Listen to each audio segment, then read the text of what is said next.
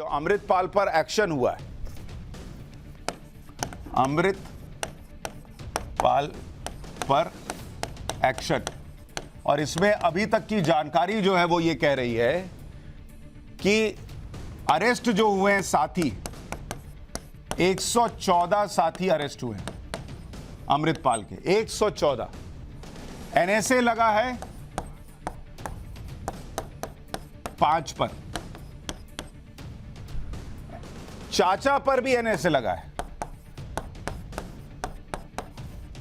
चाचा पर भी एनएसए लगा दिया, राष्ट्रीय सुरक्षा कानून। एफआईआर कितनी हुई है? 6 एफआईआर हुई हैं अभी तक, जांच जारी है। इसमें आईएसआई कनेक्शन यानी पाकिस्तान से जो कनेक्शन है उसकी जांच चल रही है, विदेशी फंडिंग की जांच चल रही है कि पैसा कहां से आ रहा था। भाई ये बंदूकें जो हैं वो हवा में तो नहीं आ रही, ये इतना कारतूस, वॉकी टॉकी, और माहौल बिगाड़ने के लिए क्या हो रहा था उस पर पूरी जांच चल रही है। बताया यह जा रहा है कि अमृतपाल बहुत बड़ी साजिश तैयार कर रहा था, अमृतपाल अपनी खुद की फौज तैयार कर रहा था, आर्मी, और इसका नाम है AKF यानी आनंदपुर खालसा फोर्स। इसका एक वीडियो आपको दिखाता हूं। इस वीडियो में अमृतपाल से जुड़े लोग एक जीप पर सवार हैं, ये सारे आनंदपुर खालसा फोर्स के लोग हैं, सबके पास हथियार है, ज्यादातर लोगों ने धार्मिक चोला उड़ा हुआ है, इनके पास बंदूकें हैं, गोलियां हैं। जीप के आगे बैठा हुआ है एक शख्स, ये तस्वीर आप देखिए, सबके हाथ में बंदूक आपको दिख रही है, और बेखौफ होके चलते थे ये लोग। ये इधर देखिए, इधर पूरा इन्होंने जो है वो गोलियां टांगी रखी हैं, जैसे पुरानी फिल्मों में नहीं डाकू डकैत वकैत निकलते थे, पूरा गाड़ी में लाव लश्कर के साथ बंदूक लेके, और वीडियो बन रहा भाई। दूसरे वीडियो में बुलेट प्रूफ जैकेट दिख रही है, ये देखिए AKF लिखा हुआ है ना उस पे, जैसे अपने यहाँ फोर्सेस का जो होता है उसमें आप कई बार देखेंगे सिक्योरिटी फोर्सेस का लिखा, यहाँ AKF लिखा है, आनंदपुर वाला जो इनका नाम है। उसके घर से मिले अमृतपाल के, पुलिस को अमृतपाल के घर के गेट पर भी AKF लिखा हुआ मिला। इसके अलावा AKF से जुड़े लोगों की कई तस्वीरें सामने आई हैं जिसमें वो हथियारों के साथ दिख रहे हैं। ये तस्वीर देखिए, ये सब हथियार लेके जो है फोटो खिंचा रहे हैं, और देखिए पीछे गेट पे AKF लिखा हुआ है। बताया जा रहा है कि अमृतपाल की इस प्राइवेट सेना के पास खतरनाक हथियार हैं। पुलिस को छानबीन में अमृतपाल के घर से कुछ बुलेट प्रूफ जो जैकेट मिली वो आपको दिखाया। हथियारों के दम पर लोगों को अपने साथ वो जोड़ रहा था, और वो युवाओं को हथियार देकर उन्हें गुमराह कर रहा था। भाई युवा को क्या लगता है कि अरे हथियार होगा, उसके बाद तो अपना रौला है, कौन हमारे सामने टिकेगा। अच्छा, वो युवाओं को यह कहकर भड़काता था कि हथियारों के दम पर भी सिखों को अपना हक मिलेगा। ये सब ब्रेन वॉश कर रहा था कौन? अमृतपाल। किसके कहने पर? अभी बताता हूं। सुरक्षा एजेंसीज ने अमृतपाल की जो कुंडली तैयार की है उसके मुताबिक अमृतपाल नशा मुक्ति केंद्र की आड़ में युवाओं को भड़का रहा था, क्योंकि पंजाब में बहुत सारे लोग जाते हैं नशा मुक्ति कराने, तो वहीं पर युवाओं को कैच कर रहा था, और इसकी आड़ में खालिस्तान के सपने को हवा दे रहा था। भाई वो वैसे ही जब नशा मुक्ति के लिए गया तो वो वैसे ही परेशान है, उसकी स्थिति ठीक नहीं है, तो वहां पर उसकी कमजोरी की हालत में उसके दिमाग में घुस जाओ और खालिस्तान की हवा भर दो। यह अमृतपाल कर रहा था, बताया जा रहा है। जिस मर्सिडीज में अमृतपाल चलता था वो भी उसे ड्रग्स माफिया ने दी थी, यह बताया गया। नशा मुक्ति केंद्र में अमृतपाल अपनी खुद की प्राइवेट आर्मी तैयार कर रहा था। नशा मुक्ति केंद्र और अपने गांव के गुरुद्वारे में अमृतपाल अवैध हथियारों को जमा कर रहा था। अमृतपाल के पाकिस्तान की खुफिया एजेंसी ISI से भी लिंक मिले। ISI की मदद से ही अमृतपाल ड्रग्स का रैकेट चला रहा था। वारिस पंजाब दे संगठन के लोग नशा मुक्ति केंद्र में आने वाले लोगों का पुलिस सरकारी मशीनरी के खिलाफ हिंसक प्रदर्शन करने पर उन्हें मजबूर करते थे। अमृतपाल के पंजाब आने के बाद से पंजाब से ड्रोन के जरिए ड्रग्स भेजने के मामले बढ़ गए। हैरानी की बात यह है कि अमृतपाल के नशा मुक्ति केंद्र में कोई डॉक्टर ही नहीं था, तो तुम क्या नशा मुक्ति करा रहे थे? अमृतपाल पाकिस्तान में ड्रग्स का रैकेट चलाने वालों के संपर्क में था, यह भी बातें बताई जा रही। सूत्रों के हवाले से यह भी खुलासा हुआ है कि अमृतपाल को पाकिस्तान की ISI हथियार मुहैया करा रही थी, यानी पूरा पाकिस्तानी साजिश बताया जा रहा है। भारत आने से पहले जॉर्जिया में ISI ने अमृतपाल को ट्रेनिंग दी बकायदा, यह भी कहा जा रहा है, सोर्सेस कह रहे हैं। अमृतपाल पंजाब में फिर से आतंकवाद को बढ़ावा देने के मकसद से भारत आया था। पंजाब में अमृतपाल ISI के इशारे पर आतंकियों की फंडिंग करना, उन्हें पनाह देने का काम भी कर रहा था। सूत्र बताते हैं कि अमृतपाल के US में बसे खालिस्तानी संगठन सिख फॉर जस्टिस के साथ भी लिंक है। वो सोशल मीडिया पर सिख फॉर जस्टिस के लिए कैंपेन कर चुका है। अमृतपाल जब दुबई में रह रहा था तभी वो आईएसआई के एजेंट के संपर्क में आया और आईएसआई ने उसे पैसे का लालच देकर अपना मोहरा बना लिया। यानी पाकिस्तानी साजिश दिखती है कि इंडिया में अब वो आतंकी तो भेज नहीं पा रहे, तो एक काम करो, घर के अंदर के ही किसी को जो है इस तरह से तैयार करो कि वो अंदर ये सब करे और इंडिया में अस्थिरता पैदा करो, पंजाब में आग लगा दो। ये पाकिस्तान की साजिश नरेंद्र मोदी के खिलाफ। जब दुबई में अमृतपाल आईएसआई के संपर्क में आया तो आईएसआई ने उसे धर्म के नाम पर युवाओं को भड़काने का काम सौंपा। अमृतपाल ने पंजाब आते ही आईएसआई के प्लान पर काम भी शुरू कर दिया। पंजाब में आते ही उसने वारिस पंजाब डे का प्रभाव बढ़ाना शुरू किया। उसने एक कैंपेन लॉन्च किया जिसका नाम था खालसा वहीर। खालसा वहीर एक तरह का धार्मिक आयोजन है। अमृतपाल ने इसे नवंबर 2022 में शुरू किया और उसका मकसद इसके जरिए पूरे पंजाब को कवर करना था। जब अमृतपाल पर एक्शन शुरू हुआ उस वक्त भी वो मुक्तसर में खालसा वहीर के आयोजन की तैयारी कर रहा था। पंजाब में बढ़ते ड्रग्स पर उसका फोकस था। इस आयोजन के दौरान वो पंजाब के लोगों को भड़का रहा था, सिखों को केंद्र सरकार के खिलाफ भड़का रहा था, बताया जाता है। अमृतसर में अजनाला में भी जब अमृतपाल के गुर्गों ने पंजाब पुलिस पर हमला किया था तो उसने किसकी आड़ ली थी? गुरु ग्रंथ साहिब की आड़ ली थी। इसलिए जब इस बार पंजाब पुलिस अमृतपाल को पकड़ने गई थी तो अपने साथ गुरु ग्रंथ साहिब भी लेकर गई थी। अब सुनिए एक और बड़ा खुलासा जो हो रहा है। खुलासा यह भी हो रहा है कि अमृतपाल धर्म की आड़ में ह्यूमन बॉम्ब तैयार कर रहा था, मानव बम। अजनाला में पुलिस स्टेशन पर हुई हिंसा को अमृतपाल सिख धर्म की जीत बता रहा था। अमृतपाल युवाओं को खाड़कू या मानव बम बनने के लिए उकसा रहा था। अमृतपाल सिख युवाओं को दिलावर सिंह के रास्ते पर चलने के लिए उकसा रहा था। मृत आतंकवादी दिलावर सिंह ने आत्मघाती हमला करके पंजाब के पूर्व मुख्यमंत्री बेअंत सिंह की हत्या की थी, तो वो बता रहा था, दिमाग में भर रहा था कि उसी तरह से मानव बम बन जाना है। अमृतपाल मारे गए खालिस्तानी आतंकियों के कथित समागम में शामिल होता था जहां वो उन्हें पंथ का तथा कथित शहीद करार देता था और हथियारों के इस्तेमाल का महिमा मंडन करता था। वो बार बार सिख धर्म की बात करता था ताकि लोगों को लगे कि अरे ये तो धर्म की बात कर रहा है।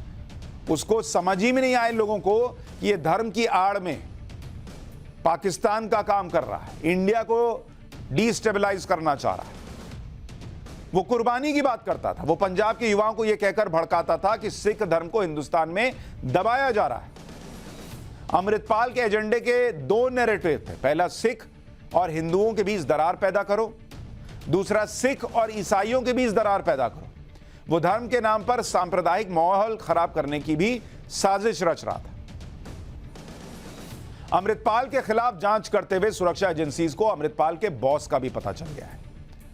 अमृतपाल के पीछे कौन लोग हैं इसकी जानकारी मिली है। सोर्सेस के मुताबिक इसमें 4 किरदार हैं। पहला, यूके बेस्ड खालिस्तानी आतंकी अवतार सिंह खांडा। दूसरा, परजीत सिंह पम्मा जो प्रतिबंधित संगठन बब्बर खालसा इंटरनेशनल से जुड़ा हुआ है। वो खालिस्तान टाइगर फोर्स का भी सदस्य है, एनआईए की मोस्ट वांटेड की लिस्ट में। इसका तीसरा बॉस बताया जा रहा है इंटरनेशनल सिख यूथ फेडरेशन का प्रमुख लखबीर सिंह रोडे, जो अमृतपाल का बहुत करीबी है। लखबीर सिंह भारत में हथियारों की तस्करी के मामले में वांटेड है। और इसका चौथा बॉस गुरपतवंत सिंह पन्नू, खालिस्तानी संगठन सिख फॉर जस्टिस का सरगना। वो किसान आंदोलन के वक्त वो पन्नू का नहीं देखते थे, बड़ा वीडियो आता था, खालिस्तान खालिस्तान करता था, वो पन्नू भी इसका बॉस है। सोर्सेज बता रहे हैं कि इन चारों के इशारे पर अमृतपाल पंजाब को अस्थिर करने की साजिश रच रहा था। अमृतपाल इन्हीं के इशारे पर काम कर रहा था। आपको थोड़ा अमृतपाल का इतिहास भी बताता हूं जिससे आपको पता चले कि ये कहां से कहां आया। दरअसल अमृतपाल कुछ महीने पहले ही दुबई से लौटा और आते ही खालिस्तानी समर्थकों का हीरो बन गया। 30 साल का अमृतपाल सिंह अमृतसर के एक छोटे से गांव जल्लूपुर खेड़ा गांव का है। इसने अपने पैतृक गांव में ही 10वीं तक पढ़ाई की। इसके बाद कपूरथला में पॉलिटेक्निक की पढ़ाई के लिए कॉलेज में दाखिला लिया। 2012 में परिवार का ट्रांसपोर्ट बिजनेस संभालने के लिए दुबई चला गया। वहां इसकी दिलचस्पी खालिस्तान आंदोलन में बढ़ने लगी। खालिस्तान के समर्थन में इसने कई वीडियो बनाए और सोशल मीडिया पर पोस्ट किए। इसके बाद अमृतपाल सिंह सितंबर 2022 में भारत आया और खुलेआम खालिस्तान और अलगाव की बातें करने लगा। सितंबर में भारत लौटने के बाद अमृतपाल खालिस्तानी नेता जरनैल सिंह भिंडरेवाले के गांव गया, जिसका ऑपरेशन ब्लू स्टार में एनकाउंटर हुआ था। तभी से इसकी तुलना जरनैल सिंह भिंडरेवाले से की जा रही, क्योंकि इसने अपना लुक भी वैसे ही भिंडरेवाले जैसा बना लिया। 29 सितंबर को मोगा जिले के रोड़े गांव में अमृतपाल ने वारिस पंजाब डे की पहली वर्षगांठ पर एक कार्यक्रम किया था। अमृतपाल सिंह वारिस पंजाब डे नाम के संगठन से जुड़ कैसे गया, यह भी आपको जानना चाहिए। जबकि इस संगठन को पंजाबी सिंगर और एक्टर दीप सिद्धू ने शुरू किया था।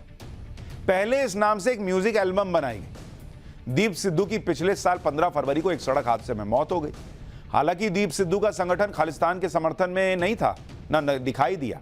हैरानी की बात यह भी है कि अमृतपाल कभी भी दीप सिद्धू से मिला भी नहीं। दीप सिद्धू का परिवार भी कह चुका है कि वारिस पंजाब डे संगठन पर कब्जा किया गया है। सितंबर में वारिस पंजाब डे को हाईजैक करने के बाद अमृतपाल ने इसे खालिस्तानी आंदोलन से जोड़ा और इसी संगठन के नाम से भिंडरेवाले के गांव में कार्यक्रम किया, ताकि लोगों तक मैसेज जाए कि बॉस ये तो भिंडरेवाले की तरह कोई है। अमृतपाल पर एक्शन हुआ तो इसे लेकर अब क्रेडिट लेने की भी होड़ लग गई। लेकिन असल में अमृतपाल पर एक्शन कैसे शुरू हुआ, इसके पीछे की कहानी समझने के लिए आपको पूरी टाइमलाइन समझनी होगी कि यह हुआ कैसे। क्योंकि पंजाब में तो यह आदमी कुछ दिन पहले तक हथियार लेके थाने में घुस गया था, अभी जो है भागा फिर रहा है। ये इस बीच में क्या हो गया, इसके लिए आपको जरा टाइमलाइन बताता हूं कि हुआ क्या है वहां पर। जरा कहानी सुनिए। 4 मार्च 2022 दीप सिद्धू की मौत के बाद अमृतपाल ने खुद को वारिस पंजाब डे उसका अपना प्रमुख घोषित कर दिया कि मैं ही हूं, अब मैं इसको देखूंगा। अच्छा, संगठन किसी और का, और ये जो है कह रहा है वारिस पंजाब डे, वीपीडी का प्रमुख बन गया। ठीक है। सितंबर 2022 में दुबई से भारत आया और पंजाब में बड़े बड़े धार्मिक आयोजन करने लगा। तो यह देखिए, सितंबर 2022 ये भारत आता है और बड़े बड़े आयोजन करने लगता है। लेकिन एक्टिव कब से हो गया है? मार्च 2022। और उसके पहले भी खालिस्तान पर अपने वीडियोस बना रहा था। उसके बाद ये अक्टूबर 2022 में राजस्थान में बड़ा आयोजन करता है। मतलब पंजाब के बाहर भी लोगों को जोड़ने का प्रयास करता है, घर वापसी जैसे कार्यक्रम चलाता है। इसी दौरान गोली बंदूक की बात करने लगता है, बदला लेने की बात करने लगता है, खालिस्तान की बातें करने लगता है। 21 फरवरी 2023, 21 फेब 2023 अमित शाह को धमकी देता है कि इंदिरा गांधी जैसा अंजाम हो जाएगा। यह धमकी देता है अमित शाह को, देश के गृह मंत्री को। सोचिए इसकी ताकत जो है 4 मार्च 2022 से 21 फेब 2023 के बीच इतनी बढ़ गई कि भारत के गृह मंत्री को धमकी देने लगा। 23 फरवरी को यह अजनाला पुलिस स्टेशन में घुस जाता है। इस वक्त तक पंजाब पुलिस अमृतपाल के सामने सरेंडर करती नजर आ रही थी। पुलिस स्टेशन पर हमले के अगले ही दिन पंजाब पुलिस ने अमृतपाल के सहयोगी तूफान सिंह को अपहरण केस में रिहा कर दिया था। यही वो वक्त था जब अचानक से पूरे देश में अमृतपाल की चर्चा होने लगी थी। लोग जानने लगे कि हां, कोई अमृतपाल भी है जिस पर एक्शन लेने पर पंजाब पुलिस भी जो है वो कतरा रही है। लेकिन केंद्रीय सिक्योरिटी एजेंसीज के रडार पर अमृतपाल बहुत पहले से था। केंद्रीय एजेंसियां 4-5 महीने पहले से ही अमृतपाल के खिलाफ डोजियर बना रही थी। उसके हर एक मूवमेंट पे नजर रख रही थी, उसके भाषण और कनेक्शन की डिटेल जुटा रही थी। इसके बाद 2 मार्च को एक अहम घटना हुई। केंद्रीय गृह मंत्री अमित शाह के कहने पर भगवंत मान दिल्ली आए और अमित शाह से मुलाकात की। माना जा रहा है कि उसी मुलाकात में अमित शाह ने एक्शन की आखिरी रूपरेखा तय कर दी थी। अमित शाह का इशारा मिलते ही सेंट्रल एजेंसियां काम में जुट गई, पंजाब पुलिस भी एक्शन में आ गई। लेकिन पंजाब में एक्शन को लेकर आम आदमी पार्टी पूरा क्रेडिट भगवंत मान की सरकार को दे रही है। दिल्ली की मंत्री आतिशी जो हैं वो क्या कह रही हैं, एक बार सुनिए। पंजाब की लॉ एंड ऑर्डर सिचुएशन पर पिछले 2 दिनों से डिसाइसिव एक्शन लिया है, उसके लिए भगवंत मान जी, पंजाब सरकार और पंजाब पुलिस बधाई की पात्र है। उससे पंजाब के मुख्यमंत्री भगवंत मान जी ने पूरे देश में एक क्लियर कट और स्ट्रॉन्ग मैसेज दिया है कि कोई भी पंजाब में लॉ एंड ऑर्डर को डिस्टर्ब करने की कोशिश करेगा तो उस पर सख्त से सख्त कार्रवाई की जाएगी। भगवंत मान जी के नेतृत्व में पंजाब सरकार ने इन सारे सवाल पूछने वालों का मुंह बंद कर दिया है। जब थाने में घुस रहा था अमृतपाल, तब भगवंत मान जो है वो गए थे मुंबई केजरीवाल जी के साथ। वो शिवसेना के नेता हैं उद्धव ठाकरे, उनसे मिलने गए थे कि अरे आपके साथ बड़ा गलत हुआ है। अब जब यहां पर अमित शाह ने कहा कि हाँ करते हैं एक्शन, तो सारा क्रेडिट भगवंत मान का अकेले का हो।